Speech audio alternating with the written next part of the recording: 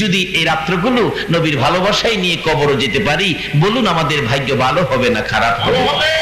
কবরে যাওয়ার সময় নবীর নামের একটা দোহাই দিতে হয় কিনা? নাকি কোন নেতা নেত্রীর দোহাই দিলে চলবে? বর্তমানে তো তত্ত্বাবধায়ক সরকারের দোহাইও দেওয়া যায় মনে হয়। দেওয়া যাবে কি? কোন দেওয়া যাবে না কেন? যার কথাই ঢাকা থেকে চট্টগ্রাম পর্যন্ত রাস্তার দুই পাশে বিল্ডিং ভাঙ্গা পরিষ্কার, এরকম ব্যক্তির দোহাই কবরে দেওয়া যাবে না? যাই দিব হেরেও ধরবো, যার দোহাই দিব হেরেও ধরবো।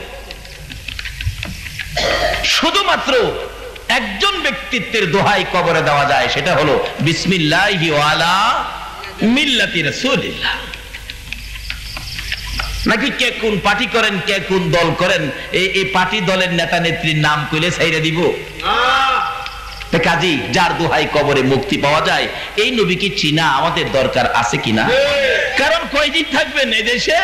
আমাদের আগে যারা আসছিল তারা চলে গেছে, আমরা যারা আছি আমাদেরও যাওয়ার বিষয় পড়ছে, শুধু খালি ফ্লাইট ডেটটা বাকি। ফ্লাইট ডেট কবে জানি কার ফ্লাইট ডেট হয়, আর মসজিদের ইমাম সাহেব মাইকে ঘোষণা দেয় আগামীকাল সকাল 10:30টায় আব্দুল মালিকের শেষ বিদায়ের অনুষ্ঠান। বলুন অনুষ্ঠানটা কি হবে?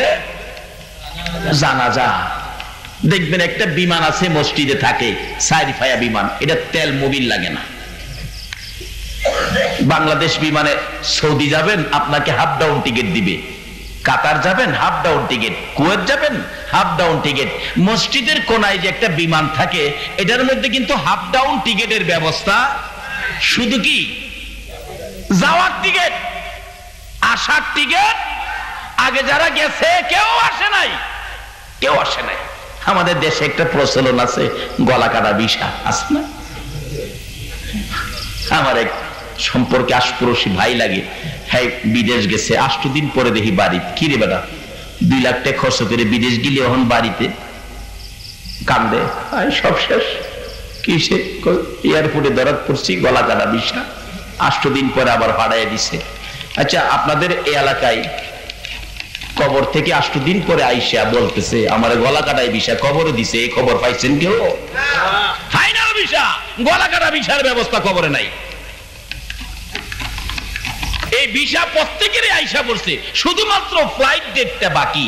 কবে জানি কার ফ্লাইট ডেট হয়ে যায়, কবে জানি কার বাচ্চা এতিম, বাবা বাবা বলে কাঁদবে, কবে জানি কার স্ত্রী বিধবা হয়ে যায়, কবে জানি কার বিছানা খালি হয়ে যায়, কবে জানি কার অফিসে কালো নিশান উড়ায় দেয়।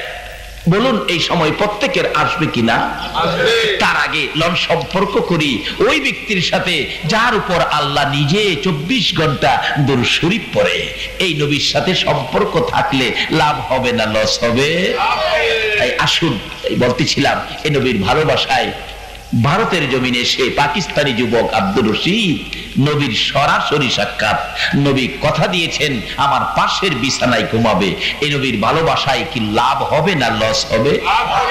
তাই বলতেছিলাম আসুন এ নবীর পক্ষে আসুন। এই দেশ ছেড়ে দিতে হবে।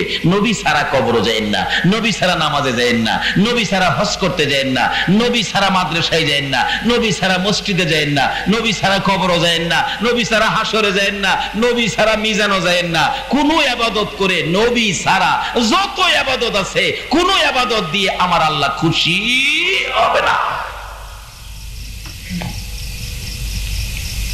বাস্তবে আসুন না, উত্তম ইবাদত নামাজ। আপনাদের এই এলাকায় উত্তম ইবাদত কিসের বলে? সারা পৃথিবীতে বল উত্তম ইবাদত নামাজ। এর মধ্যে সারা দিনে 5 ওয়াক্ত নামাজ। প্রথম ওয়াক্তটা হলো ফজর। প্রথম ওয়াক্তটা ফজরের নামাজ কয় রাকাত? 4 রাকাত নামাজ কিভাবে পড়বেন বলুন তো? 2 রাকাত সুন্নত, 2 রাকাত। আচ্ছা সুন্নত আগে পড়েন না পরে পড়েন? আচ্ছা আগে পড়েন কেন? আগামীকাল থেকে আমি বলে দিলাম পরে পড়বেন। আপনারা কি মানবেন? মাশাআল্লাহ, খুশি হলাম। মৌলবীর কথাও মানি না, আল্লাহর বিধানই রাইট। কি কর? আল্লাহর সিস্টেম রাইট। মৌলবীর কথা মানবেন না। আমার দেশের মৌলবীর কথা মানাই, মৌলবীর কথা মাইনা মানুষ নবীরেও আবুল তাবুল কয়, কয় না? নবী আমাদের মতো মানুষ, এই সেই নানান কথাবার্তা কয়। নবী আমাদের মতো মানুষের কেমনে? মা আয়েশা সিদ্দিকা বলেন নবীজি একদিন পায়খানা মুবারক আদায় করে আসছেন। পায়খানা মুবারক, পায়খানাকেও শুধু পায়খানা বললে বেয়াদবি হয়, মুবারক বলতে হবে। পায়খানা মুবারক আদায় করে আসলে মা আয়েশা বলেন, আমি দেখতে গেলাম আল্লাহর হাবিব, আল্লাহর দোস্ত, যার খাতিরে সব, এই নবীর পায়খানা মুবারকের রংটা জানি কেমন, পায়খানা মুবারকটা একটু দেখে আসি। মা আয়েশা সিদ্দিকা রাদিয়াল্লাহু তাআলা আনহা কিছুক্ষণ ঘোরাঘুরি করে দেখে আসলেন, কই পায়খানা মুবারক তো নাই, মনে হয় পায়খানা করে নাই। ঘরের মধ্যে এসে টেনশন ফিল করতেছেন। আচ্ছা, আয়েশার মনে কি নবীজি কি জানতে বাকি আছে? নবীজিকে, আয়েশা কি খবর? হুজুর, না কিছুই না। না, কিছুই না কইলেই হবে না, আমি নবী জানতে বাকি নাই, বলো কি খবর? হুজুর, ভাবছিলাম আল্লাহর বন্ধুর পায়খানা মুবারকের রংটা কেমন দেখতাম, গেছিলাম। হুজুর, আপনি কি পায়খানা করেন নাই? নবীজি হাসে, পায়খানা করছি তো, কই দেখলাম না তো। রাসূল বলেন, আয়েশা, তুমি ভাববো না আমি তোমাদের মতো একজন মানুষ। আমি নবী পায়খানা মুবারক আদায় করার সময় এই জমিনটা হা করে থাকে আমি নবীর পায়খানা খাওয়ার জন্য। আমার পায়খানা করতে দেরি, জমিন খাইতে দেরি করে না। যে নবী পাকের পায়খানা মুবারক খাওয়ার জন্য জমিন পাগল, আর আমরার পায়খানা কুত্তাও খায় না, অথচ আমরা তুলনা করি নবী আমাদের মতো মানুষ।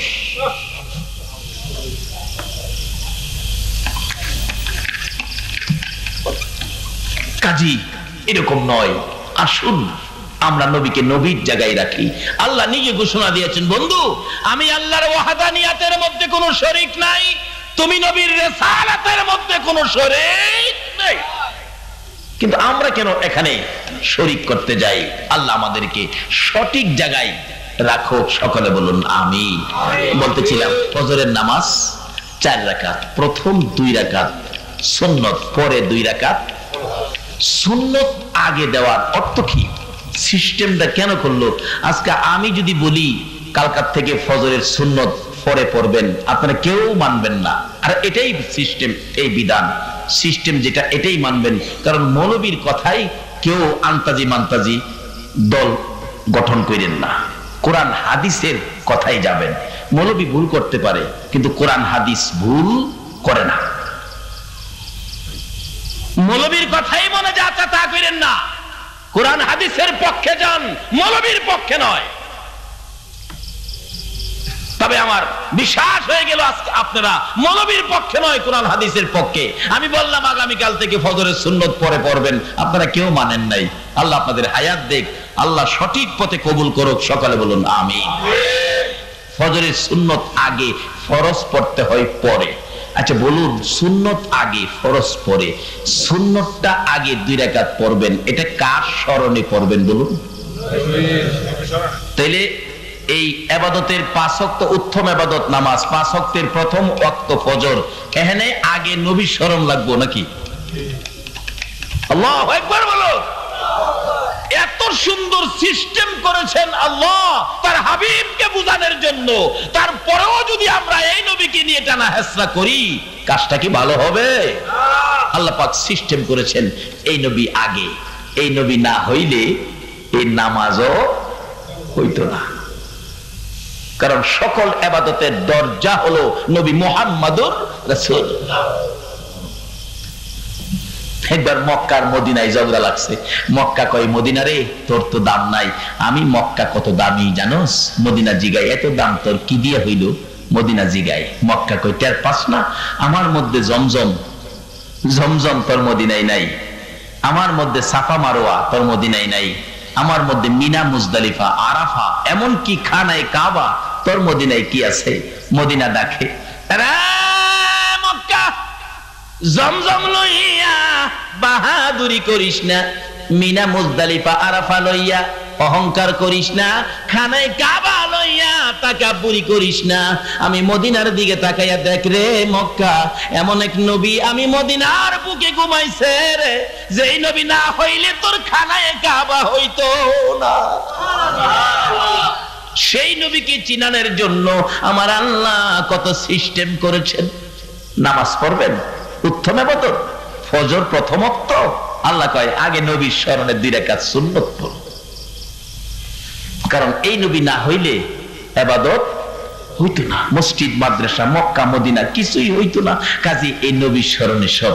যেমন বাস্তবে আসুন, আপনাদের এলাকায় বিবাহ শাদী হইলে 5টা গরু, 50টা খাসি, 5000 মুরুগ, এত বড় ডেকোরেশন আয়োজন, এত রান্না বাড়া, বলুন উসিলাটাকে? আল্লাহ। উসিলাটা কার? বর, দোলা। একমাত্র বরের উসিলাই, একজনের উসিলাই কত একটা ব্যয়বহুল একটা আয়োজন, কত বড় ঝামেলা, পরিশ্রম, টেনশন। 8 দিন আগের থেকে বাজার সাজাই শুরু, লাইটিং ফাইটিং এই সেই শুরু করে দিচ্ছে। বলুন এত বড় আয়োজনের পিছনে কারণ কয়জন? একজন। উনি কে? বর। কথাটা বোঝাইতে পারলাম না? উনি কে? আয়োজনের মেন কে? বর। আচ্ছা, বিয়ের দিন মেহমান ঠিকই 5000 আইসা পড়ছে, কিন্তু বর আসে নাই। আচ্ছা আপনারাই বলেন, আপনাদের দেশের বিচারে বলুন, বর আসে নাই, মেহমান 5000, মেয়ের বাবা কি এই মেহমান খাওয়াইবো? মেহমানের দিকে চাইতেই না, খালি দেখবো গিরে গিরে বর কই। খিরে ভালো, বরের খবর কি? এমনি দেখে বরের বাবা আইছে, বিয়াই কি খবর, ছেলে কোথায়? বিয়াই মনে দুঃখ নিন না, খানা দানা খাওয়ান, ছেলে আজকাল 8টার ফ্লাইটে মালয়েশিয়া চলে গেছে। আচ্ছা বলুন মেয়ের বাবা, এই আয়োজন কি ছেলে পক্ষের কাউরে খাওয়াইব? যদি একটু গরম হয় লাড়ি লইব, কইব তোরা না খাওয়াইয়া কুকুরে খাওয়াইলাম। এত আয়োজন, মেহমান, মেহমানের মর্যাদা নাই কেন? যার খাতিরে মেহমান ইনি সাথে নাই। তাই আল্লাহ বলছে যার খাতিরে ইবাদত, এই নবীর সুন্নাত 2 রাকাত। আল্লাহু আকবার বলো। যার খাতিরে ইবাদত, এই নবীর সুন্নাত আগে যদি না লাগাও, আমি আল্লাহ খুশি না, তোমার ইবাদত কবুল করি না। এই নবী হলো আমাদের নবী, যেই নবীর নবুয়তির কারণে সকল নবীর নবুয়তি পাইলেন। আজকে সেই নবীর উম্মত আমরা যে কত দামি, আল্লাহ ঘোষণা দিয়েছেন, বন্ধু তোমার একজন উম্মত দুনিয়ার জমিনে থাকতে দুনিয়াটা ধ্বংস হবে না, কিয়ামত হবে না। তবে বিজাতিরা মাঝে মাঝে দাও দেয় কিয়ামত করতো। একবার আইছিল না চট্টগ্রাম, আসে নাই কিয়ামত? কয়েক বছর আগে নির্ধারিত টাইম করে দিল কোন বিজ্ঞানী, দুনিয়া বলে কিয়ামতে যাবো, দুনিয়াটা হের বাফের। আর হ্যাঁ এরকম কি আমরা মুসলমানও দেখছি, মাশাআল্লাহ জিনিসপত্রের দাম বাড়াই লেছে। কয় মুখ তারিখে তো শেষ, যা খাইবার খাইয়ালা। জি ফুলা কবরদা বাড়িতে আনাইছে, নাতি নাত করে দেখতে যাইতো, ইমান হারা হয়ে গেছে। নাউজুবিল্লাহ। বলুন কোন বিজ্ঞানীর কথা সত্য হবে না রাসূলের পাকের কথা সত্য হবে? রাসূল তো কিয়ামতের নমুনা দিয়ে গেছেন, বহু দূরে আছে কিয়ামত। এগুলি আজকে আলোচনা নয়, কিভাবে হবে, কিভাবে আসবে, ও এটি অন্য দিন। আসুন আমরা সেই নবীর উম্মত, যে নবীর উসিলাতে কুল কায়নাত। আজকে সেই নবীর আদর্শ মুসলমানদের কাছে নাই বিধায় আজকে মুসলমানদের অধপতন। যেই নবীর উম্মতের এত সহজে আল্লাহ পাক মাপ দিয়ে দেন। আমার আলোচনাটা ছিল সেখানে, তারপর আমি কোরআন শরীফ থেকে যা তেলাওয়াত করেছি, হাদিস শরীফ থেকে আলোচনায় যাইতেছি, একটু লম্বা হয়ে যাইতেছে, আপনাদের কষ্ট হয় না তো? আবার একটু কষ্ট করেন নবীর পক্ষে। নবী যদি না খাইয়া আপনার আমার জন্য পেটে পাথর লাগাইতে পারে, আমরা কি একটা রাইতের কিছু সময় দিতে পারবো না? যারা এই নবীকে চিনেছে নিজের জীবনটা পর্যন্ত দিয়ে দিছে, আমরা শুধু রাতের কিছু সময় দিব, রাজি আছি না? তাই আসুন, বলতেছিলাম আমার নবী রওনা হলেন। এই নবীর ভালোবাসায় কি পাইবেন সেটার পরেই আমি আমার বাস্তব আলোচনায় যাচ্ছি। সঠিক পথ রাসূলের পথ, সঠিক পথ রাসূলের আদর্শের পথ। কাজে এই পথটাকে ধরতে পারলেই আমাদের মুসলমানদের শান্তি, মুসলমানদের বিজয়। এবার নবীজি যাইতেছেন আবু বকর সঙ্গে, মুখের মধ্যে হাত বুলাইলে আগে বাড়িঘর ছিল না, এখন বাড়িঘর। কথাটা খেয়াল আছে? এখন তো বাড়িঘর দেখা যায়। হুজুর একটা বাড়ি তো দেখা যায়। রাসূল বলেন তা যাও বাড়িতে কে আছে দেখো। একটা দৌড় দিলেন, যায় দেখে বাড়ির গেটে যে নাম লেখা, নামের থেকে কে মুসলমান, কে ইহুদি, কে খ্রিস্টান, কে হিন্দু বোঝা যায় না? বাড়ির গেটে নাম লেখা নিবারণ চন্দ্র সাহা। তাহলে আপনারা কি মনে করবেন? হিন্দু। একটা বাড়ির গেটে নাম দেখা চৌধুরী মোহাম্মদ আব্দুর রহমান, এটা কি ভাববেন? মুসলমান। আবু বকর বলেন বাড়ির গেটে নাম দেখে বুঝে ফেলেছি এই লোকটা ইহুদি, কারণ ইহুদির বাড়ির খাউন মুসলমান খাইতে পারে না। দৌড়া এসে পড়ছে, ইয়া রাসূলুল্লাহ বাড়ি আছে ঠিক, কিন্তু খাবার সম্ভব হবে না। কেন? হুজুর গেটের মধ্যে নাম দেখিছি, নামে বুঝে ফেলেছি লোকটা ইহুদি। ইহুদির বাড়ি খাবার না খায়া মইরা যাবো হুজুর, খাইতাম না। রাসূল বলেন এত পেটে খিদা, একটা কাজ করো, কি দেখো না বাড়িতে কেউ আসেনি, যাও। বাড়ির দিকে তাকায় দেখি আবু বকর একটা মহিলা দেখা যায়, পালঙ্গের মধ্যে বসা, খাড়ের মধ্যে বসা, খাড়ের নিচে ছোট্ট একটা ছাগলের বাচ্চা, আর কেউ নাই। হুজুর দেখলাম একটা মহিলা আছে বাড়ির ভিতরে, ছোট্ট একটা ছাগলের বাচ্চা আছে, আর কিছু নাই। রাসূল বলেন আবু বকর রে, মহিলাটাকে বলো ছোট্ট বাচ্চাটা দেওয়ার জন্য, আমরা দুইজনে দুধ খাইয়া দেই। সুবহানাল্লাহ। বাচ্চা নিজেই ঠিক মতো খাড়াইতে পারে না, নিজেই দুধ খায়, আর রাসূল কয় এটাতে বলে দুধ খাইবো। যেই নবীর আঙ্গুলের ইশারায় আকাশের চাঁদ দুই টুকরা হয়, যেই নবীর আঙ্গুলের ইশারায় মৃত ঘাস জীবিত হয়, আল্লাহু আকবার বলো। এই নবী কি বাচ্চা ছাগল থেকে দুধ খাইতে পারবে কিনা? সেই নবী তো আমাদের নবী, যে নবীর উসিলাই কুল কায়নাত, যে নবীর উপর আমার আল্লাহ নিজে 24 ঘন্টা দুরূদ ও সালাম প্রেরণ করতেছে। আবু বকর নবীজির নির্দেশে বাড়ির গেটে দিয়ে ডাকে, মা, মা গো, আপনার ছাগলটা দিবেন, আমরা একটু দুধ খাইয়া দেই। আচ্ছা, এই কথা শুনলে মহিলা হাসবে না কাঁদবে? হাসে আর কয়, তোমার নাম কি? আমার নাম আবু বকর। তুমি কি পাগল? এটা নিজেই দুধ খায়, এটাতে তুমি দুধ খাইবা করতে?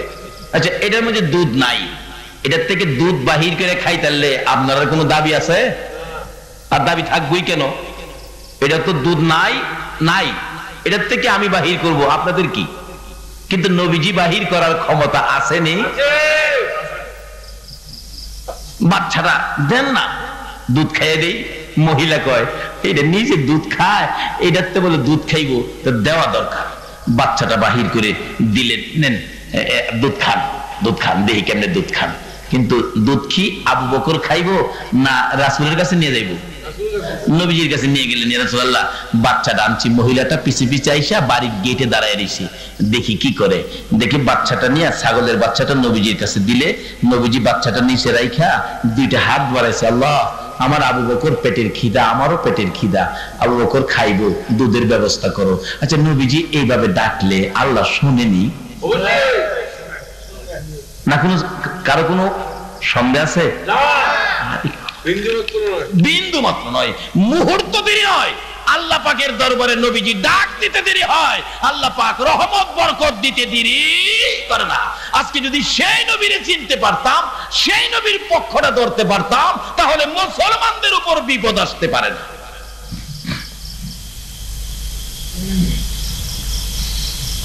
কিভাবে? এক আল্লাহর ওলির জীবনী, কষ্ট হবে আপনাদের? এক আল্লাহর ওলির জীবনী, ওলির নামটা আমার মনে নাই, যদি মনে থাকে কারো বলে দিয়েন, খুশি হব। মনে নাই আমার। সেই ঘুম থেকে স্বপ্ন যুগে ঘুমের ঘরে দেখতেছে নবীজিকে। অনেক সময় নবীজিকে স্বপ্নে দেখা যায় না? নবীজিকে স্বপ্নে দেখতেছে, নবীজি এভাবে দাড়ির মধ্যে খাও যাইতেছে। আমরা অনেক সময় দাড়ির মধ্যে এভাবে খাও যাই না, কই না? কি কোন খাও যায় না এভাবে? জি, যে কেউজনে কইছে হেরার দাড়ি নাই, যারা দাড়ি আছে হেরা কোন না, তো এই কথাটা সুন্দর। এইভাবে খাও যাইতেছে, হঠাৎ ওই আল্লাহর ওলি স্বপ্নে দেখে একখান দাড়ি মুবারক সুইটটা জমিনে পড়ে গেছে। অনেক সময় খাও যায় দাড়ি ভাঙে না? ওই আল্লাহর ওলি কই নবীজির দাড়ি মুবারক সুইটে পড়ে গেছে, এটা জমিনে থাকতে পারে না। স্বপ্নে দাড়ি মুবারক ধরছে, ধইরা মুট করে ঘুমের ঘরে ঘুমিয়ে আছে। ওই আল্লাহর ওলি বলেন, আমি ঘুম থেকে উঠে দেখি আল্লাহর কসম নবীজির দাড়ি মোবারক দিয়ে আমার হাতের মধ্যে এখনো আছে। আসলে নবীজির স্বপ্নটা স্বপ্ন নয়, এটা বাস্তব। নবীজিকে যদি কেউ দেখে থাকেন, এটা নিশ্চিত স্বয়ং নবীজিকেই দেখেছেন, আর আপনার জন্য জাহান্নামের আগুন হারাম করে দিয়েছেন। আজকে একটা দরখাস্ত করব সকলকে নিয়ে, এই বৃষ্টি বাদলের দিনে মাহফিলের আয়োজন, আর আপনারা কষ্ট করেছেন, আল্লাহ যেন আর কিছুই যদি নাও দেয়, নবীজিকে যেন একদিন আমাদেরকে স্বপ্নে দেখায় দেয়। কি বলেন, এই দাবিটা আল্লাহর কাছে করতে আপনারা রাজি আছেন না? আসলে একটা টার্গেট সামনে রাখেন, টার্গেট ছাড়া কোনো কিছু হয় না। দেখছেন না হানুর দিনে বিশ্বকাপ ক্রিকেট খেলে এক বেচারা ব্যাট করতে নাইমা 230 রান করছে। যারা পরে ফিল্ডিং থেকে আইসা ব্যাটিং এ যাইতেছে, এরা টার্গেট কত হইছে? 231 টার্গেট নিয়ে খেলে। দেখছেন কিভাবে 231 যাইব? একটা টার্গেট তো আমরা করা দরকার। খালি ওয়াজ শুনবেন আর বাড়ি যাবেন যা, এটা তো হয় না। একটা টার্গেট মাহফিল পিছে করবেন। আজকাল টার্গেটটা লন করি, নবীজির একদিন স্বপ্নে দেখুন। কি কোন আপনারা আছেন নি টার্গেটের মধ্যে? নারে তাকবীর, নারে রিসালাত, নারে গাউসিয়া। আজকে সকলের টার্গেট হলো নবীজিকে একদিন স্বপ্নে দেখা। এক এক দিন এক একটা টার্গেটে যাবেন। আজকের টার্গেট নবীজিকে স্বপ্নে দেখা। যাই হোক, আসুন আমার আলোচনায় যাই। এবার বাচ্চা নবীজির হাতের নিচে, নবীজি দোয়া করতেছেন। বলুন, নবীর দোয়া আল্লাহ কবুল করেনি?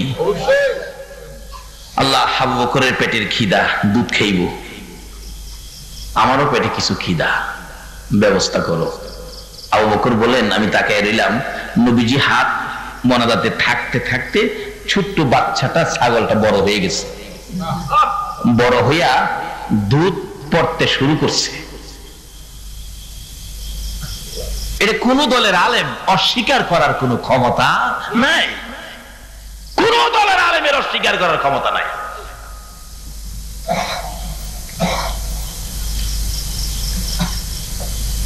দুধ, মহিলাটাও বাড়ির গেট থেকে দেখতেছে। মহিলাটা কারি কি আশ্চর্য, এই লোকটারও তো চিনলাম, আবু বকর। যে লোকটা দোয়া করলে ছোট বাচ্চা বড় হইয়া দুধ দেয়, এই লোকটা জানি কে? জিগাইলাম না। আমার নবী বলেন, আবু বকর রে, দুধের ব্যবস্থা হয়েছে, যা যা মহিলাটার কাছ থেকে দুধের বান্ড নিয়ে আসো। বান্ড নিয়ে আসলেন, নিচে ধরলেন, দুধ দোহন করবেন। বালতি ভরে গেল বরকতের দুধে। আল্লাহু আকবার বলুন। আমার নবী বলেন, আবু বকর, পেটে খিদা লইয়া রে, খা, বেশি করে খা। আবু বকর বলেন, ইয়া রাসূলুল্লাহ, আমি আগে কিভাবে খাবো? আপনি নবী আগে খান। নবীজি আগে খাইলেন। বলুন, দুধের দাম আরো বাড়ছে কিনা? আমার নবী আগে দুধ খাইলেন, তারপরে আবু বকরের হাতে দিলেন। আবু বকর বলেন, নবী পাক পেট ভরে খাইলো, আমি আবু বকর পেট ভরে খাইলাম। আল্লাহর কসম, আগে যা ছিল এখনো দুধ তাই দেখা যায়। নবী বলেন, আবু বকর আরো খাবিনি? না হুজুর, আর খাবো না। তাহলে দুধ সহ, বান্ড সহ, ওই ছাগলের বাচ্চা সহ বাচ্চার মালিকের কাছে ফিরাইয়া দাও। দুধ সহ, ছাগল সহ, বান্ড সহ নিয়ে গেলেন। মা, এই জেলাও তোমার ছাগল, এই জেলাও তোমার দুধ, এই জেলাও তোমার বান্ড, সব তোমারে দিয়ে গেলাম। এবার ছাগলের মালিক মহিলাটা ছাগল লইয়া ঘরের ভিতরে যাইয়া ডাকে, ছাগল রে, কার পরশে রে? বাচ্চা ছাগল বড় হয়ে গেলে, দুধ ছাড়া ছাগল দুধ দিতে শুরু করলে, কিতাব লেখি ওই ছাগলটা একটা না 30 বছর পর্যন্ত দুধ দিয়েছে, বাচ্চা বিয়ানের প্রয়োজন পড়ছে না। আমার নবীর মধ্যে বরকত আছে কিনা বলুন? আসো না, এই নবীর পক্ষে আসো না। কেন এই নবীর পক্ষে আসবে না? তোমরা মহিলা হইয়া যখন এই পৃথিবীর জমিনে জন্ম নিতা, মা বাবারা তোমাদেরকে কলঙ্ক মনে করে গলায় টিপে মারতো, গলায় ছুরি দিয়ে কাটতো, কোন কোন মহিলাকে জীবন্ত কবর দিয়ে দিতেন, কলঙ্ক মনে করে তোমাদের এই অবস্থা ছিল। যেদিন এই রাহমাতুল লিল আলামিন নবী, রহমতের নবী, বরকতের নবী, উম্মতের কান্ডারে নবী দুনিয়ার জমিনে এসেছে, এদিন থেকে মহিলাদেরকে এইভাবে হত্যা করা বন্ধ করে দিয়েছে। বলুন মহিলারা আগে এই নবীর পক্ষে যাওয়া দরকার আছে কিনা? যদি যাইতে পারো গো মা বোনেরা, তোমাদের পুরস্কারের বাজেট কি হবে এটার পরেই আমার বাকি আলোচনায় যাচ্ছি। এবার যাইতেছে বাচ্চা লইয়া, ছাগলের বাচ্চা লইয়া, দুধ লইয়া ঘরের ভিতরে ঢুকতেছে। বাচ্চাটা 30 বছর পর্যন্ত একটানা দুধ দিলেন, নবীর দুয়ার বরকতে বরকতের দুধ। আবু বকর আমার নবীকে লইয়া মদিনার পথে যাইতে শুরু করলেন। কিছুক্ষণ পর ওই বাড়ির মালিক ইহুদি বাড়িতে আসছেন। বাড়ির সামনে আয়েশা দেখে একটা অনুষ্ঠানের আনুষ্ঠানিকতার একটা ঘোষণা এখানে পাওয়া যায়। বাড়ির মধ্যে কি যেন অনুষ্ঠান হয়েছে, একটা রান্না বাড়া খাবার হইলে যেমন বাড়ির আশেপাশে গেলে গন্ধ পাওয়া যায়। ইহুদি বলেন বাড়ির গেটে দাঁড়াইয়া কেমন কেমন লাগতেছে। বাড়ির ভিতরে ডাক দিয়ে ডাকে, বিবি গো বল আজকে আমার বাড়িতে কি হয়েছে। ইহুদি ডাকতেছে, বিবি বল কি হয়েছে। বিবি বলেন স্বামী ভিতরে আসো, একটা মজার ঘটনা তোমার কাছে বলবো। কি ঘটনা? একজন লোক আসছিলেন, লোকটার নাম আবু বকর, পিছনে আরেকটা লোক। ও স্বামী, যার চেহারাটা পূর্ণিমার চাঁদের চাইতে সুন্দর। স্বামী এমন এক মজার ঘটনা ঘটেছে। কি ঘটনা ঘটেছে রে বিবি? খাবারের জন্য কিছু চাইলেন, আমার ছাগলের বাচ্চাটা নিলেন। ওই সুন্দর লোকটা হাত বাড়ায় দোয়া করলে, এই যে দেখেন বাচ্চা বড় হয়ে দুধ দিতেছে। দুধ কত স্বাদ, পালতি ভর্তি দুধ। ও স্বামী, যে লোকটা নিয়েছিল লোকটার নাম আবু বকর, পিছনের লোকটার নাম আমি জানি না। একটা চিৎকার মারছে ইহুদি, ও বিবি বাড়ির কাছে সোনার খনি পাইলি রে, রাখতে পারলি না। বিবি চিল্লে না, ইনি এই তো উম্মতের কান্ডারি রে, ইনি এই তো গুনাহগারের বন্ধু, যার খাতিরে কুল কায়নাত, ইনি হলেন রাহমাতুল লিল আলামিন নবী রে। হ্যাঁ বিবি বল কোন পথে আমার রাসূল গিয়েছে, আমি রাসূলের পক্ষে চলে যাব। একটা দৌড় মারছে, বিবি দেখাইলেন এই দিকে গিয়েছে। পিছনে যাইয়া নবীজির পাও মুবারকে ধরে কাঁদতেছে, ইয়া রাসূলুল্লাহ যার বাড়িতে বকরির দুধ খেয়েছেন এটা আমার বাড়ি, আমার বিবি আপনাকে চিনতে পারে নাই। নবী গো আমি বহুদিন যাবত আপনার সন্ধানে ঘুরতেছি, আজকে বাড়ির কাছে পেয়েছিলাম, বিবি চিনতে পারে নাই, আমি চিনি ফেলেছি, আমারে কালিমাটা পড়াইয়া মুসলমান বানাইয়া দাও। লম্বা ঘটনা, এদিকে আলোচনা নয়। যাইতে যাইতে মদিনার সীমানার কাছাকাছি চলে গেলেন। মদিনায় খবর পৌঁছে গেল, মক্কার সূর্য, মক্কার মতি, ও মদিনার মানুষ আজকে তোমাদের মদিনার দিকে আসতেছে, মক্কার সূর্য বুঝি মদিনায় উদিত হয়ে যাবেন। এই খবর পাইয়া বড় বড় লোকেরা তৈয়ার হয়ে গেলেন। নবীকে নিজের বাড়িতে নিয়ে যাবেন, টাকা পয়সা দিবেন, জায়গা জমি নবীকে দিয়ে দিবেন। এইভাবে লোকেরা প্রস্তুতি নিচ্ছেন। কিতাব লেখে হযরত আবু আইয়ুব আনসারীর বিবি অত্যন্ত গরিব মানুষ, কে দিবেন গো নবীরে ভালোবাসা। আবু আইয়ুব আনসারীর বিবি ঘরের মধ্যে বসে কান্দে, রান্না করে বসে কান্দে, বিছানায় শুয়ে শুয়ে কান্দে। মাবুদ গো আমি তো গরিব মানুষ, তোমার রাসূল আমার বাড়িতে নিতে পারবো না, কোথায় রাখবো, কোথায় বসাবো এই ক্ষমতা আমার নাই। একটা কদম যদি আমার বাড়িতে তোমার বন্ধুর লাইগা যাইতো, আমি আবু আইয়ুব আনসারীর বিবির জীবন ধন্য হইয়া যাইতো। মাবুদ গো আমি তো গরিব মানুষ, তোমার বন্ধুকে রাখতে পারবো না, একটা কদম আমার বাড়িতে তোমার বন্ধুরে লাগাইয়া নিও। এই বলে কান্দে। সকালবেলা ঘুম থেকে উঠে উড়ান বাড়ি পরিষ্কার করে ঝাড়ু দেয়, রাস্তাটা পর্যন্ত ঝাড়ু দেয়, না জানি এই রাস্তায় রাসূল আসে। মা বোনেরা তোমাদের মতোই মহিলা আবু আইয়ুব আনসারীর বিবি সকালবেলা রাস্তা পর্যন্ত পরিষ্কার করে, আর চোখের পানি দূর হয় না, খালি কান্দে। নবীজির একটা কদম যদি তার বাড়িতে লাইগা যাইতো। এবার আমার আল্লাহ ডাকে, এরে আবু আইয়ুব আনসারীর বিবি, আমার নবীর ভালোবাসায় কান্দোস রে, এই চোখের পানির দাম অতি বেশি হয়ে গেছে। আমার আল্লাহ বলেছেন, বন্ধু গো, তোমার ভালোবাসায় যারা কাঁদবে, এই চোখের এক ফোঁটা পানির দাম আমি আল্লাহর আরশের চাইতেও বেশি হয়ে যায়। আবু আইয়ুব আনসারীর বিবি কান্দে নবীজির একটা কদম তার বাড়িতে লাগার জন্য। এদিক দিয়া নবীজি মদিনার সীমানার কাছাকাছি এসে গেছে। মদিনার লোকেরা, ছেলেরা, মেয়েরা পর্যন্ত ওই মদিনার সীমানায় রাসূল পাওয়ার জন্য দাঁড়াইয়া রইছে। মুরব্বীরা দাঁড়িয়ে আছেন, ধনীরা দাঁড়িয়ে আছেন, গরিবরা দাঁড়িয়ে আছেন, সকল শ্রেণীর মানুষ দাঁড়িয়ে আছেন নবীজিকে দেখার জন্য, নবীজিকে বরণ করে নেওয়ার জন্য। কচি কচি বাচ্চারা পর্যন্ত, ছোট্ট ছোট্ট ছেলে মেয়েগুলি পর্যন্ত ওই মদিনার সীমানার মধ্যে দাঁড়িয়ে আছে। আল্লাহু আকবার বলো। কচি কচি বাচ্চারা পর্যন্ত আমার নবীর সুন্দর চেহারা দেখে সহ্য করতে পারে না। এখনো মক্কা মদিনায় ওই বাচ্চাদের কণ্ঠের নবী দেখার গান, নবী পাওয়ার আনন্দের গানের ক্যাসেট এখনো মক্কা মদিনায় বিক্রি হয়। মক্কাতে বেদাতের ফতোয়া নাই, মদিনাতে বেদাতের ফতোয়া নাই।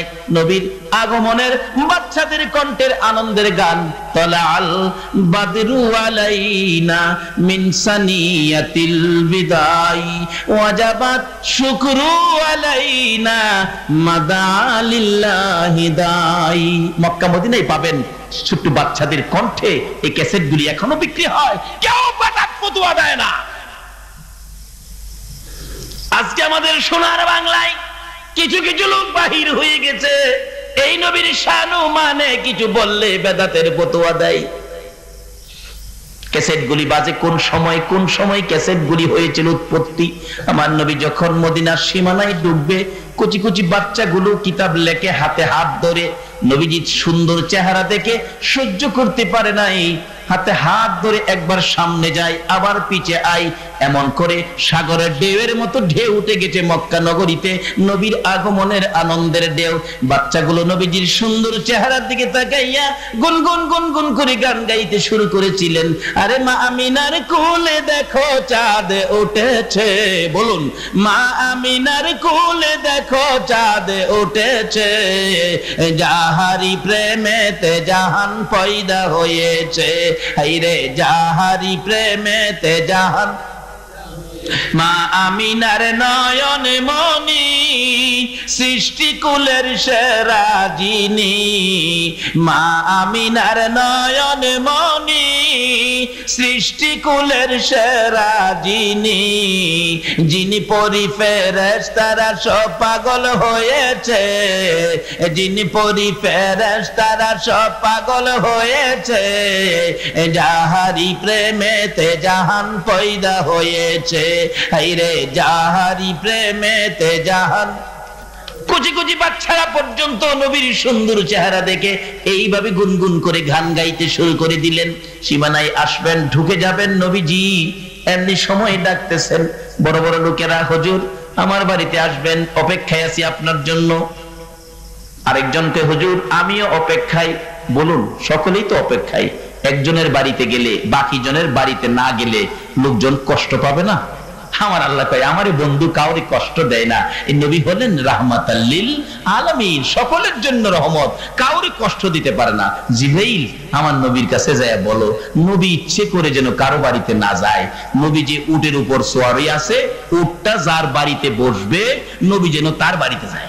তাইলে এখন দোষ যাইব কার উপরে? উটের উপরে। নবীর কোন দোষ? এইভাবে যদি আল্লাহ নিজে তার হাবিবকে পরিষ্কার রাখে, এখন আপনি যদি কোন নবীজি আমাদের মতো মানুষ, ভুল ভ্রান্তি ভরা, দুষ্ত্রুটিয়ে ভরা, রক্ত মাংসে গড়া, তাহলে কি কথাটা কি আল্লাহর পক্ষে হইল না বিপক্ষে গেল? কাজী বিপদে পড়বেন, আযাব গজবে পড়বেন। এই আকীদায় গেলে, এই নিয়তে গেলে, আসুন আল্লাহ যাকে সম্মান দিয়েছেন, ইজ্জত দিয়েছেন, যার খাতিরে কুল কায়নাত বানাইছেন, যার উপরে আল্লাহ নিজে দুরূদ ও সালাম প্রেরণ করতেছেন, আমরা সে নবীর পক্ষে থাকবো। রাজি আছেন তো? আল্লাহ বলেন, বন্ধু তুমি ইচ্ছে করে কারো বাড়িতে যাইও না, তাইলে দোষ হইব তোমার। কারণ তুমি নবী, দোষী নবী নয়, তুমি পরিষ্কার নবী। কাজী তুমি চুপ করে উটের উপর বসে থাকো, উটের উপরে ভার দিয়া দাও, উট যার বাড়িতে বসবে তুমি তার বাড়িতে যাইবা। এখন বুয়া সাহেবের বাড়ি 5 কিরা গেছে, বুয়া সাহেব হাইরে রাসূলকে রাখতে পারলাম না। এখন তো গেছেন আপনার চৌধুরী সাহেবের বাড়ি, চৌধুরী সাহেব রাখতে পারে নাই জায়গা, উঠ জায়গা দাহে উঠে উঠরে বস না রে না। গেছে গে খান সাহেবের বাড়ি, খান সাহেবের বাড়ি তো উঠ বসে না, যাইতেছে উটের কানে আল্লাহ খবর দিচ্ছে, উঠরে কোন বাড়িতে বইস না। আমার একটা পাগলিনী মহিলা, গরিব মানুষ, আবু আইয়ুব আনসারীর বিবি চোখের পানি দিয়া বুক বাসাইতেছে, আমার বন্ধুরা লিয়া তার বাড়িতে যা। ও মা বোনেরা, তোমরাই তো আগে নবী পাওয়ার সৌভাগ্য অর্জন করেছো। ওর যাইতে যাইতে যাইতে যাইতে লম্বা ঘটনা সংক্ষেপ করে দিলাম। আবু আইয়ুব আনসারীর বাড়ির সামনে যাইয়া উপরের দিকে মাথাটা উঠাইছে। আমার আল্লাহ বলেন, উঠ আর সামনে বাড়িস না রে, এই বাড়িতে আবার রাসূলের পাগলিনী কান্দে। উঠ আস্তে করে বাড়ির ভিতরে ঢুকতেছে। আবু আইয়ুব আনসারী একটা চিৎকার মারছে, বিবি বিবি গো, বাহির হইয়া দেখ, সোনার খনি পায়া লাইছিস। উঠ বাড়ির ভিতরে যাইয়া উঠানে বসে গেছে। আবু আইয়ুব আনসারীর বিবি সেজদায় পড়ে কাঁদতেছে, আমার আল্লাহ আমার ভাগ্য খুলে দিয়েছে। আবু আইয়ুব আনসারীর কাছে যাইয়া ডাকতেছে, বিবি গো আর কান্দিস না, তোর জীবন ধন্য হয়ে গেছে, তোর চোখের পানি আমার আল্লাহ কবুল করে নিয়েছে। আবু আইয়ুব আনসারীর বিবি বলেন, আমি মাথা উঠাইয়া দরজায় দাঁড়াইয়া দেখি রাহমাতুল লিল আলামিন নবী পূর্ণিমার চাঁদ উদয় হইয়া রইছে। এই নবীর ভালোবাসায় যদি আবু আইয়ুব আনসারীর বিবি ভাবে রাসূল পেতে পারে, আমরাও রাসূলকে পেতে পারবো যদি নবীর ভালোবাসায় যাইতে পারি।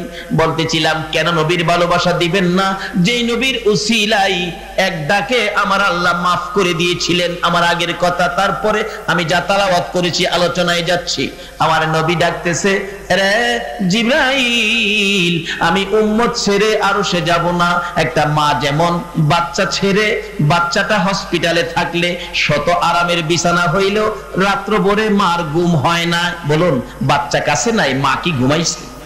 আরে জিবরাইল, একটা মা যদি বাচ্চা নাই কাছে, আরামের বিছানায় ঘুম হয় না, সারা রাত ছটপট করে কাটায়, আমি নবীও আরশে যাইয়া থাকতে পারবো না রে জিবরাইল, আমি আমার উম্মতের পাশে এই জমিনে থাকবো। জিবরাইল রে, শুধু মা নয়, দুনিয়ায় দেখেছি মুরগি যখন বাচ্চা ফোটায়, বাচ্চা লইয়া মুরগি সমাজে ঘোরাঘুরি করে, বাচ্চার উপর যদি কোনো বিপদ দেখা দেয় রে জিবরাইল, মা মুরগিটা দুইটা পাখা বাড়াইয়া ডাকতে থাকে, ও বাচ্চারা আয়, বিপদ আসতেছে, আকাশে চিলকা ঘুরতেছে, তোদেরকে থাপা মেরে নিয়ে যাবে, আয় আমি মার পাখার নিচে আয়।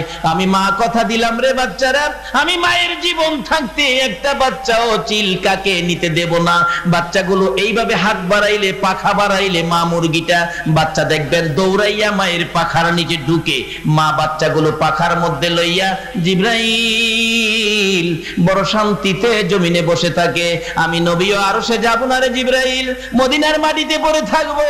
আমার তামাম পৃথিবীর উম্মতের যদি কোনো বিপদ দেখা দেয়, আমি নবীও মদিনার জমিন থেকে উম্মতের উদ্দেশ্যে দুইটা হাত আমি রাসূল বাড়াইয়া দিব। আমি আমার তামাম পৃথিবীর উম্মত গুলো হাতের মধ্যে লইয়া আমার মন চাই রে সুখে শান্তিতে পড়ে থাকবো। আমার আল্লাহ বলেন, বন্ধুগো, এত যখন মায়া উম্মতের জন্য, উম্মত ছেড়ে আরশে পর্যন্ত আসবা না। যাও, আমি আল্লাহ কথা দিলাম, তোমার উম্মতের একটু সুযোগ পাইলেই আমি আল্লাহ মাফ করে দিব। তাই মাফের জন্য তো আজকের মাহফিল। আসুন, যেই মাহফিল, যার আয়োজনে এই সুযোগ আমরা পেয়েছি, আল্লাহ যেন এই আয়োজন কবুল করেন, যারা আয়োজন করেছেন তাদেরকে হায়াত দেন, সকলে বলুন আমিন।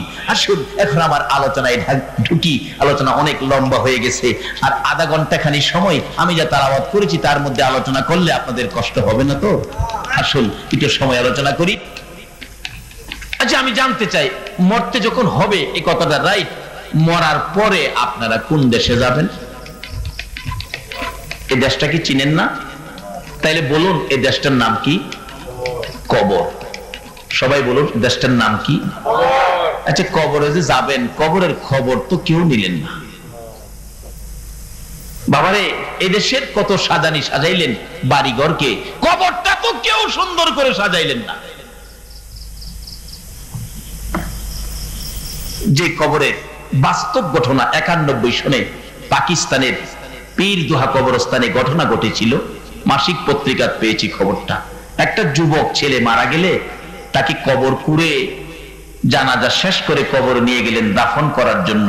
কবরের পাশে গিয়ে দেখে পীরদুহা কবরস্থান, কবরটা বন্ধ হয়ে গেছে, অর্থাৎ মাটিয়ে বুঝাইতেছে তোর মতো পাপীকে আমি রাখবো না। ইমাম সাহেব ছিলেন আল্লাহর ওলি মানুষ, উনি বলেন বাবা তোমরা কবর করো নাই। হুজুর কবর তো করেছি। তাহলে কবর কোথায়? হুজুর কবরটা বন্ধ হয়ে গেছে, আরেকটা কবর করো। করা হলো হাজার হাজার মানুষের সামনে, 91 সনের বাস্তব ঘটনা। কবরটা আবারও বন্ধ হয়ে গেছে। ডাকতেছে, কি ব্যাপার, কি হলো? আল্লাহর ওলি ইমাম সাহেব হুজুর বলতেছেন, ও বাবা যুবক, সাবধান হও, দেখো তোমাদের মতো যুবকের লাশ কবরে নিতে চায় না, আরেকটা কবর করো। 3 নাম্বার কবরটা আর বন্ধ হলো না। অবশেষে দুজন লোককে নির্দেশ দিলেন কবরে নামো। নামলেন, লাশটা দাও। লাশ নিয়ে আসতেছে, কবর থেকে 2টা লোক কাঁদতেছে, হুজুর লাশ দিবার আগে আপনি একটু দেখেন কবরের অবস্থা কি। আল্লাহর ওলি বলেন, আমি কবরের পাশে দাঁড়ায়া দেখি 2-2.5 হাত লম্বা কালো রঙের মোটা মোটা বিচ্ছু কবরটা ভরে গেছে। বলুন এই কবরে আমাদের প্রত্যেকের যাইতে হবে কিনা? অনেকের মা বাবা কবরে চলে গেছে, তাদের জন্য এই বিপদ মুক্তির দোয়া আমাদের করা দরকার আছে কিনা? আসুন বাবা, এই কবরের চিন্তা নিজের জন্য করি, যারা কবরে চলে গেছে তাদের অবস্থার খোঁজ খবর নেই। কারণ কেন নিবেন না? মা বাবা যাদের কবরে, মা বাবা কবরে, এই মা বাবার খোঁজ খবর নেওয়ার জন্য তো কোরআন শরীফে হাদিস শরীফে নির্দেশ আসছে। কেন নিবেন না? মা বাবা আপনার জন্য কত পাগল ছিল। আপনি চট্টগ্রাম শহর থেকে বাড়িতে আসবেন, বাসায় আসবেন, রাত্র 10টার জায়গায় 12টা হইলেও বলুন দরজাটা বন্ধ করে নাই, দরজাটা খুলে দাঁড়ায় আসিল। এই ব্যক্তিটা কে? 1 মাস ঢাকায় লেখাপড়া করে প্রত্যেক মাস পর পর বাড়িতে আসে। 1 মাসের বাইরে একটা দিন বেশি হইলে এই রাত্রে মার ঘুম হইছে না। 2 দিন পরে বাবারে পাঠাইছে, হ্যাঁ কেন আইলো না খবর নাও। যায় দেখে বন্ধুর বিয়েতে চলে গেছে, আসতে পারে নাই। বাবা তুই তোর বন্ধুর বিয়েতে গেছস, আর তোর মা বাবা তো 3-4 দিন যাবত, তুই কেন আসলি না? টেনশনে ঘুম হয় না। এত চিন্তা, এত টেনশন যে সন্তানের জন্য মা বাবা করে, এই মা বাবা কবরে থাকলে সন্তানের কিছু করা দরকার আছে। যদি না করেন কবর থেকে ধিক্কার দিবে আপনার মা বাবা। কি বলে কিতাব লেখে, কবর থেকে মা বাবা আপনার প্রতি ধিক্কার দিতেছে। তোতাওয়াঙ্গার গারসুদি আজে মালেমা, তোতাওয়াঙ্গার গারসুদি আজে মালেমা, তো চারাগা ফেলসুদি আজ হালেমা। কিরে বাবা, আমার সয় সম্পত্তি পায়া, আমার বাড়ি পায়া, আমার জমি পায়া, বাড়িওয়ালা জমিওয়ালা হইছস, কিন্তু আমারে কেমনে বুঝলা রইলি? তোরারে তো আমরা বলি নাই। 1 মাসের বেশি একদিন গেলে আর ঘুমাইছি না, কাঁদছি। আজকে আমি মা বাবারে ভুলে রইলি। মা ধিক্কার দিতে থাকে, বাবা ধিক্কার দিতে থাকে। আসুন এই কবরে মা বাবা বিপদে থাকলে মা বাবার কবরের বিপদ আজকে উদ্ধার করা হবে, এবং আমরাও কবরে যাইবার আগে একটু চিন্তা ফিকির করা দরকার। কারণ কবরে কেউ যাবে না, বন্ধু বান্ধব যত কিছুই কোন, আত্মীয় স্বজন ছেলে মেয়ে বলুন, কবরে একদিনের জন্য সাথে নিবেন এমন দরদি কি পাইবেন? পাবেন যে না, তার বাস্তবে। আসুন, এক বেচারা কোটি কোটি টাকার মালিক, ছেলেবেলে উচ্চ শিক্ষিত, বড় বড় অফিসার, গ্রামের বাড়িতে বাড়ি করে, সামনে পুকুর, পাশে মসজিদ, পাশে মাদ্রাসা, এতিমখানা, মাঝখানে বসে এই আত্মগরিমা। কি আমার মতো কার আছে? কি আছে বলো? আমার যা আছে এই এলাকায় কার আছে? আমার মতো কারো কেউ আছে? এরকম আত্মগরিমা শুরু করলেন। তো একটা ভাই ছিল মৌলবী, মৌলবী পিছে দা গিয়া কয়, ভাইজান আপনার কিচ্ছুই নাই, আপনার কিচ্ছুই নাই। অহন ওই ভাই বলতেছে, এই মৌলবী কি কয়, আমার বলে কিচ্ছুই নাই, এই বাড়িগুলি কার? এগুলি সব আমার না, জমি জামাগুলো আমার না। মৌলবী কয় আপনার কিচ্ছু নাই। এই জন্যই মানুষ মৌলবীরা ব্যাককল খায়। মৌলবী বলে ব্যাককল। একজন নাইবে নবী আলেম রাস্তা দিয়ে হাইটা গেলে 40 দিনের জন্য কবরের আযাব বন্ধ হয়ে যায়। মৌলবী বলে ব্যাককল। মৌলবীও কয় বাইরে আমি ব্যাককল কিনা, একদিন দিয়ে সুযোগ পাইলে বোঝাবো। দুই ভাই একদিন জমি দেখতে গেছে। ছোট ভাই মৌলবী কয় ভাই সবসময় তো আপনি বড় ভাই, বড় লোক মানুষ, আপনার কথাই শুনি, আজকে একটা কথা আমার শুনবেন। আমি মৌলবী ব্যাককল। কি কথা শুনবেন নি? কয় ক। আপনি শুয়ে যাইবেন ক্ষেতের আইরের মধ্যে, আমি সাদা চাদরদার ডাইকিয়া কানমু, বাইরে সাপে কাটছে, আমি না কইলে আপনি উঠতেন না, কি হইব পরে বুঝবেন। আচ্ছা যা মানলাম, শুইছে, চাদরদার ঢাইকে কাঁদতেছে, সাপে কাইটা বাইরে মাইরে লেগছে।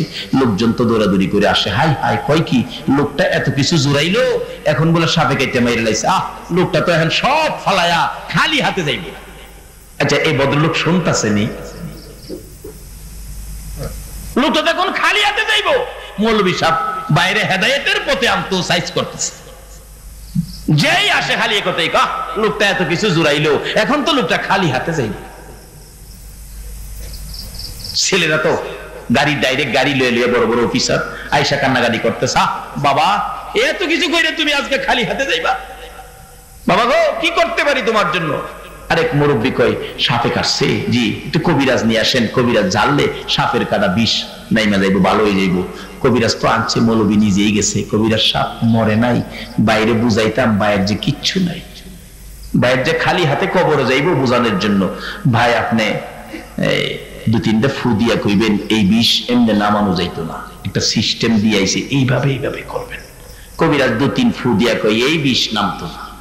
বড় ছেলেকে চাচা আমি তুমি তো বড় ছেলে, তুমি তো গার্জিয়ান হও, বাবারে তোমার বাবারে তো সাপে মারাত্মক সাপে কামড় দিছে, চাচা আপনি ভালো করেন, যা চাইবেন তা দিব। কবিরাজকে বাবারে দিয়ায় যদি বাঁচান যাইতো তাইলে মানুষ মরতো না। তবে একটা সিস্টেম বাঁচাইবার আছে, কি? মৌলবী শিহাই আনছে, তুমি তো বড় ছেলে, পায়ের কাছে খাড়ো, লাশের পায়ের কাছে খাড়ো, আমি মাথার থেকে বিষ জারতে শুরু করবো, পায়ে দিয়া বাইরিব, তোমার উপরে ঢুকবো, তুমি মইরা যাইবা, বাবা ভালোই। মৌলবী সিস্টেম দিয়ে আনছে। বড় ছেলে কই চাচা যাইরেন না, রাহেন, এই বিষ যারা দিলে পায়ে দিয়া বাইরে আমার শরীর ঢুকবো, আমি মরে যাবো, বাবা ভালোইব। তাইলে আমার লাভ হইল কি? বাবা বুড়া মানুষ, মরছে মরছে, বাবাই মরক, আমি বাবার ঘরে এই সংসারের গার্জিয়ান, কাজী আমি মরতে রাজি না। আচ্ছা বাবা সব শুনতাছেনি, অহন চোখের পানি ছাইরা দিছে। মৌলবী যে কইছি না আমার কিচ্ছু নাই, আসলে তো হেডেই ঠিক। সব ছেলেরা আইলো, কেউ খারুতে রাজি না, বিবি সাহেব রাজি না, সব চলে গেল।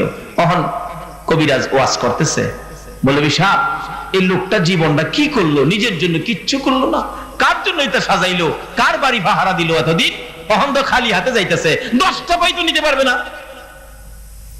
মৌলবী সাহেব এই রোগীর আরো কেউ আছে আপনজন? মৌলবী চোখের পানি ছেড়ে দিয়ে কান্দে, কবিরাজ আর একজন মানুষ আছে রে, ইনি হলেন আমাদের গর্ভধারিণী মা।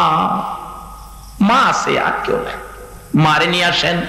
যায় দেখে মা বড় ছেলের মৃত্যুর খবর পাইয়া গো কানতে কানতে বিছানা ভিজাইছে। বুড়া মানুষ অসুস্থ, উঠতে পারে না। মা মা গো তোমার ছেলে ভালো হবে, তোমাকে যাইতে হবে। বাবা রে, ও মৌলবী বাবা আমারে তাড়াতাড়ি করে নিয়ে যাও। ধরে ধরে নিয়ে গেলেন, বন্ধের মাঝখানে ঘটনা, নিয়ে গেলেন। বন্ধের কাছাকাছি যাওয়ার পর কবিরাজ দেখে দূর থেকে মা ডাকতেছে, রে কবিরাজ যাইস না রে, আমি মা এসে গেছি। মা পাশে যাইয়া দাঁড়াইলে কবিরাজ বলেন, আপনি কি মা লাগেন? আপনার ছেলে ভালো হবে, শর্ত হলো আপনি পায়ের কাছে দাঁড়াইতে হবে, বিষ যাইরা আপনার উপরে দিব, আপনি মরে যাবেন, আপনার ছেলে ভালো হবে। বলুন মা রাজি হইবনি? মা একটা চিৎকার মারছে, রে কবিরাজ দেরি করিস না রে, আমি মা রাজি হয়ে গেছি, আমি পায়ের কাছে দাঁড়াবো, বীর বাহির করে আমার শরীরে নয় আমার কলিজাটার মধ্যে মাইরা দে, আমি মা মরে যাব রে, আমার বাবা রে বাঁচাইয়া দে। কবিরাজ বলেন, একই আশ্চর্য, কেউ তো রাজি হলো না, আপনি কেন রাজি হলেন? মা জবাব দেন, কবিরাজ রে এই সন্তান পেটে নইয়া রে 10 মাস 10 দিন বড় কষ্ট করেছি, জীবনে কত রাত্র রে না ঘুমাইয়া কাটাইছি। যেদিন আমার বাবা দুনিয়ায় আসবে, ভূমিষ্ঠ হবে, প্রসব ব্যথার যন্ত্রণায় ও কবিরাজ আমি মা 3 দিন পর্যন্ত জ্ঞান হারা হয়ে পড়ে আছি। মহিলারা বালতির পর বালতি পানি আমার মাথায় দিয়ে আমাকে জ্ঞান ফিরাই আনছে। ব্যথায় অস্থির হইয়া জিহ্বা কামড়াইয়া কুচি কুচি করে ফেলেছি রে কবিরাজ। বাবা যখন দুনিয়াতে আসবে অসহ্য হইয়া আমি মা আমার এই ঘরের মহিলাদেরকে ডেকে ডেকে বলেছিলাম আমি আর বাচ্চার স্বাদ নাই গো, ব্যথা সহ্য করতে পারি না, একটা দাও দিয়ে আমি মায়ের গলা কাইটা মৃত্যুবরণ করি। মহিলারা দেখেছি দাও জাতীয় জিনিসগুলো ঘরের বাইরে ফেলাইয়া দিছে। কবিরাজ রে আবার ডেকে ডেকে বলেছিলাম ও মুরব্বি মা বোনেরা আমার 2 টাকার বিষ কিনে দাও, প্রসব ব্যথা সহ্য করতে পারি না।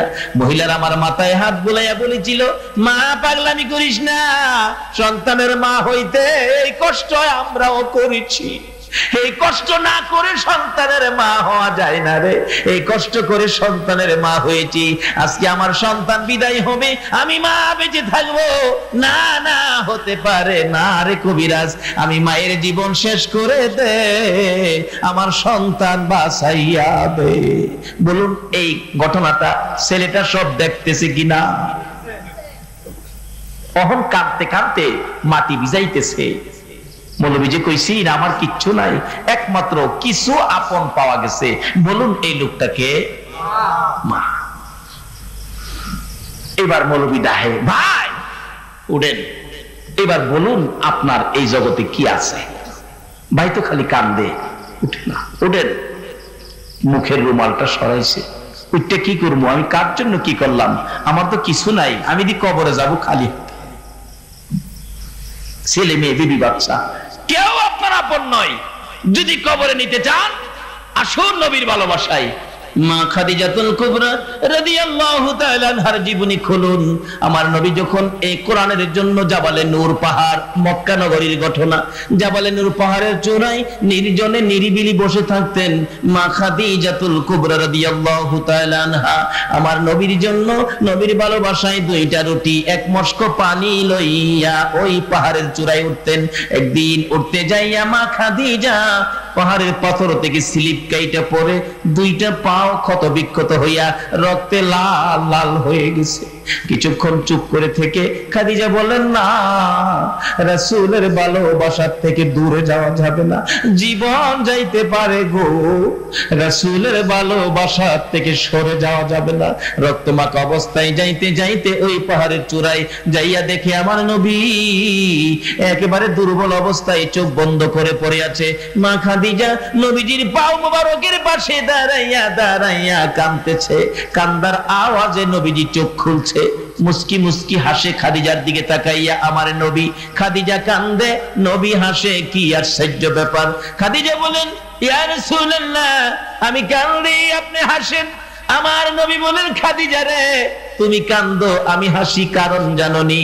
হুজুর কি কারণ? আমি আগে জানতে চাই, তুমি কেন কান্দো? হুজুর আমি কান্দি রাসূলের ভালোবাসায় এত উপরে এসেছি, রুটি আর পানি লইয়া রাস্তায় মাঝখানে অ্যাক্সিডেন্টে পড়ে পাও ক্ষত বিক্ষত, রক্তে লাল লাল হয়ে গেছে। হুজুর কষ্ট করে রাসূলের ভালোবাসায় আসলাম গো, আয়েশা দেখি রাসূল একেবারে দুর্বল, চোখ খোলে না, আমি কান্দি, না জানি আল্লাহর বন্ধু বিদায় হয়ে গেছে। হুজুর আপনি হাসেন কেন জানতে চাই। রে খাদিজা আমি হাসি আমার ভালোবাসায় তুমি খাদিজা এত কষ্ট করে 2টা রুটি 1 মস্ক পানি নিয়ে আসার কারণে রে আমার আল্লাহ তোমার জন্য জান্নাতের বাজেট করে ফেলেছে। আমার আল্লাহ তুমি খাদিজার জন্য সালাম পাঠাইছে, আমার ভালোবাসার কারণে আল্লাহ তোমারে জান্নাত দিয়েছে, সালাম দিয়েছে, সেই জন্য আমি রাসূল হাসতেছি। খাদিজা রে তুমিও হাসো, তুমিও খুশি হও যে আল্লাহ তোমাকে জান্নাত দিয়েছে, সালাম দিয়েছে। আমার নবীর প্রাণ প্রিয় বিবি খাদিজা খুশি হয় না, শুধু কান্দে। খুশি হও না কেন? হুজুর আমি খুশি হব। কোন সময় খুশি হবে? আল্লাহর বন্ধু গো, আপনাকে ভালোবাসলে আল্লাহ যদি আমারে জান্নাত দেয়, সালাম দেয়, আপনার নবী আমারে কি দিবেন? আপনার নবী আমারে কি দিবেন? তাইলে খুশি হব। আপনার ভালোবাসায় যদি আল্লাহ জান্নাত দেয়, সালাম দেয়, আপনি কি দিবেন? বলুন, নবীজির কিছু দেওয়ার ক্ষমতা আসেনি? এখনো পারবে? আমার নবী বলেন, খাদিজা রে বল আমার কাছে কি চাইবি? খাদিজা বলেন, ইয়া রাসূলুল্লাহ, আমি অন্য কিছু চাবো না। আমি খাদিজা কবরের চিন্তায় গিয়েছিলাম। মক্কার মানুষ মৃত্যুবরণ করলে গো সাদা কাফন পরে কবরে যায়, কবরে মুনকির নকিরের সওয়ালের জবাব দিতে হবে। আল্লাহর বন্ধু গো, আমি খাদিজার ভয় ভয় লাগে, আমি কিভাবে জবাব দিব? হুজুর, আমাকে যদি খুশি করতে চান আপনি আমার 3টা কথা রাখবেন। কি কথা রে খাদিজা? বল। আমি কথা দিলাম রাখবো। 1 নম্বরে হলো, আমি খাদিজা মৃত্যুবরণ করলে আমাকে দুনিয়ার বাজারের কাফন দিয়ে কাফন পরাইয়েন না, বাজারের সাদা কাফন দিয়ে আমারে কাফন পরাইয়েন না। আপনি নবীর একটা পাঞ্জাবি মুবারক আমার গায়ে লাগাইয়া দিয়ে। হুজুর গো, আমার বিশ্বাস রাসূলের জামা দেখে আমি খাদিজারে কিছুই বলবে না। নবীর বিবি হইয়া যদি, মা খাদিজা হইয়া যদি, উম্মাহাতুল মুমিনিন হইয়া যদি ওই কবরের বই নবীর জামা মুবারক গায়ে লাগাইতে পারে, তার বিশ্বাস হলো নবীর জামা গায়ে থাকলে মুনকির নকির কিছু বলবে না। বলুন, এই নবীর আদর্শ লইয়া যদি আমরাও কবরে যাইতে পারি, কবরের ফেরেশতার কিছু বলার সাহস থাকবে কিনা? কখনো না, সাহস হবে। যাইতে হবে কবরে নিশ্চিত, কিন্তু রাসূল লইয়া কবরে যান, এই নবীর আদর্শ লইয়া কবরে যান। মা খাদিজা বলেন, ইয়া রাসূলুল্লাহ, প্রথম শব্দ হলো, প্রথম কথা হলো, আমাকে আপনার একটা জামা দিয়া কাফন পরাবেন। যাও, এটা রাখলাম। দ্বিতীয় কথা হলো, আমাকে কবরে শুয়াইবার আগে গো নবী, আপনি নবী কবরের মধ্যে একটু শুয়ে আসবেন। যাও খাদিজা, তাও রাখলাম। 3 নাম্বার কথা হলো, হুজুর গো, মুনকির নকিরের সওয়ালের জবাব দেওয়ার সাহস আমি খাদিজা রাখি না, আপনি নবী মুনকির নকিরের সওয়ালের জবাবটা দেবেন। যাও খাদিজা, তাও রাখলাম। তারপরও কাঁদতেছে খাদিজা। আমার নবী বলেন, খাদিজা রে, এখন আর কেন কাঁদলো? তোমার কান্না দেখে আমার বড় মায়া লাগে রে খাদিজা। বলো, এখন কোন ব্যথায় কান্দো? হুজুর, আর কোনো ব্যথাই নয়, আর কোনো দাবি নয়, একটা আশা আপনার কাছে রাখি। কি আশা? হুজুর, মক্কার লোকেরা মৃত্যুবরণ করলে আমি দেখেছি কাফনের উপরে বাজারের কিনা সুরমা দিয়া সাজাইয়া দেয়। আল্লাহর বন্ধু গো, আমি খাদিজার কাফনের উপর বাজারের কিনা সুরমা দিয়েন না। ও আল্লাহর বন্ধু, আমি একটা সুরমা জোগাড় করে রেখেছি। কি সুরমা রে খাদিজা? হুজুর, আপনি যখন মক্কা নগরীতে ঘোরাফেরা করে হুজরায় যাইয়া বিছানায় শুয়ে যাইতেন, আমি খাদিজা আপনার পাও মুবারকের জুতা মুবারক খুলে জুতা মুবারকের নিচ থেকে কুড়াইয়া কুড়াইয়া কিছু পবিত্র ধুলি বালি আমি জোগাড় করে রেখেছি। হুজুর, বাজারের কিনা সুরমা দিয়েন না, আমি খাদিজার কাফনের উপরে আপনার জুতা মুবারকের দুলি মুবারক ছিটাইয়া দিয়েন।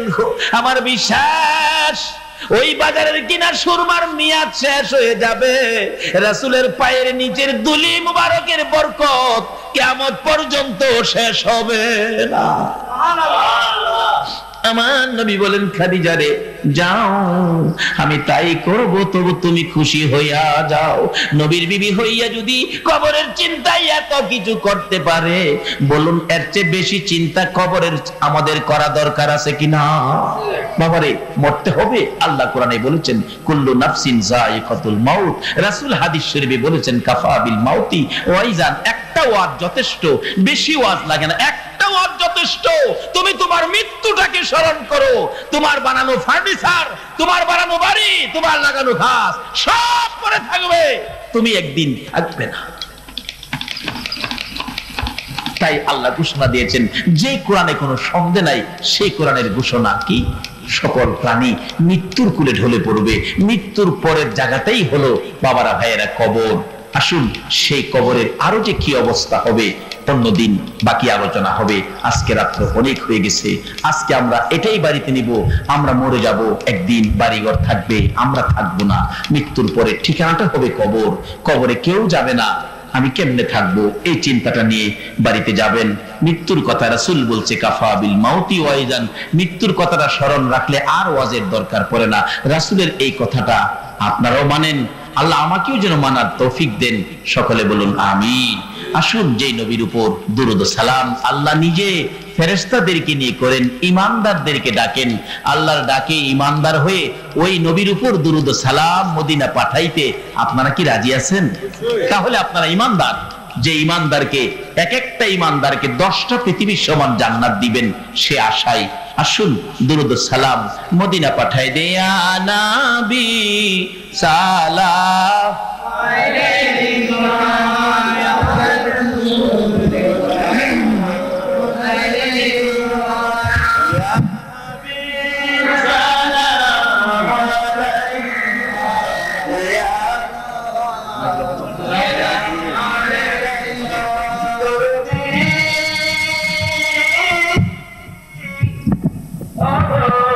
মদিনা রে ও সুন্দর মদিনা, মদিনার পাহাড়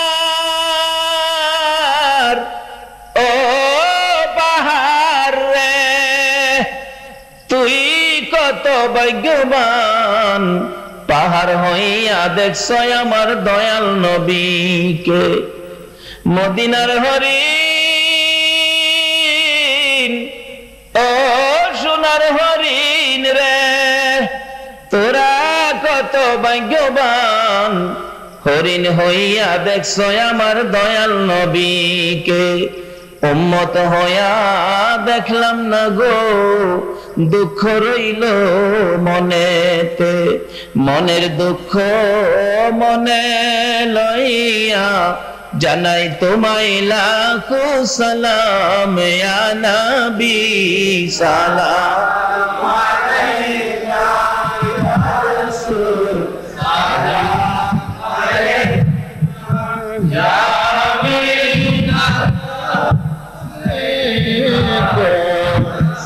اللهم آمين. ربنا ظلمنا أنفسنا وإن لم تغفر لنا وترحمنا لنكونن من الخاسرين. رب ارحمهما كما ربياني صغيرا. رب العالمين জান্নাতের বাগানে বসে জান্নাতি মেহমান লইয়া হাত বাড়াইছি। সারা দেশে বৃষ্টি, ঘর থেকে বাহির হওয়ার সুযোগ ছিল না। তুমি বুঝি মায়া করেছো, কিছুক্ষণের জন্য বৃষ্টি বন্ধ করে দিয়েছো। মাবুদ, কিছুক্ষণ আলোচনা করার পরিবেশ দিয়েছো। তুমি যখন মাহফিল পছন্দ করেছো, কবুল করেছো, যারা এই বৃষ্টি বাদলের মধ্যে রাস্তাঘাট কাদার মধ্যে কষ্ট করে মাহফিলে আসছে, এত রাত পর্যন্ত, রাত্র 2টা বেজে গেছে। মাবুদ রে, তোমার বান্দারা হাত বাড়াইছে, এ হাত তুমি কেমনে খালি ফিরাইবা গো আল্লাহ? একবারে খালি হাত বাড়াই নাই, তুমি যার উপর দুরূদ ও সালাম প্রেরণ করতেছো, ফেরেশতারা করে ঈমানদারদেরকে ডাকো, ঈমানদার লইয়া দুরূদ ও সালাম মদিনা পাঠাইছি। মাবুদ, আমাদের দুরূদ ও সালাম গুলো পাখির মতো উড়াইয়া উড়াইয়া দয়ার নবী মায়ার নবীর রওজা আতহারে পৌঁছাইয়া দাও। ইয়া আল্লাহ, মা বাবা যার দুনিয়াতে আছে হায়াত বাড়িয়ে দাও। মা বাবা কেমন জিনিস বুঝার তৌফিক ছেলে মেয়েদেরকে দান করে দাও। ইয়া আল্লাহ, খাস করে যে ভাইয়েরা মাহফিলের আয়োজন করেছে, যারা সাহায্য সহযোগিতা করেছে, বুদ্ধি পরামর্শ দিয়েছে, সকলকে তুমি নেক হায়াত বাড়াইয়া দাও। ইয়া আল্লাহ, তাদের মনের সকল নেক বাসনা পুরা করে দাও গো আল্লাহ। এই মাহফিলের উসিলায় কাল কিয়ামতে নবীর গুদারায় উঠাইয়া ফুলসিরাতের ফুল পার করে দিও গো আল্লাহ। ইয়া আল্লাহ, যে ভাই ড্রাইভিং লাইসেন্সের জন্য দরখাস্ত করেছেন, আল্লাহ সহজে তার মনের আশা পুরা করে দাও গো আল্লাহ। এই মাহফিল তোমার কুদরতি হাতে আমানত করে গেলাম, কিয়ামত পর্যন্ত কায়েম রাখো গো আল্লাহ। ইয়া আল্লাহ, খাস করে এই চৌধুরী বাড়ির সবাইকে তোমার কুদরতি হাতে দিলাম, সকল প্রকার বিপদ আপদ থেকে বাঁচাইয়া রহমত বরকত শান্তি দ্বারা ভরপুর করে দিও গো আল্লাহ। ইয়া আল্লাহ, মাহফিলে যে যে আশায় হাত বাড়াইছে সকলের মনের আশা পুরা করে দিও গো আল্লাহ। মাহফিল শেষে যারা যেখানে যাবে সহি সালামতে পৌঁছাইয়া দিও গো আল্লাহ। ওয়া সাল্লাল্লাহু তাআলা আলা খায়রি খালকিহি মুহাম্মাদিন ওয়া আলা আলিহি ওয়া আসহাবিহি আজমাইন বিহাক্কি লা ইলাহা ইল্লাল্লাহু মুহাম্মাদুর রাসূল সাল্লাল্লাহু আলাইহি ওয়া সাল্লাম।